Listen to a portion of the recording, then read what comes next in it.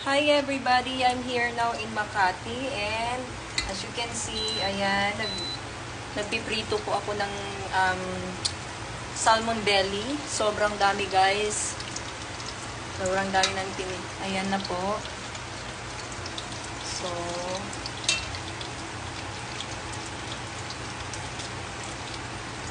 medyo mainit siya. Hintayin na natin. Patapos na po ako. Ayan guys.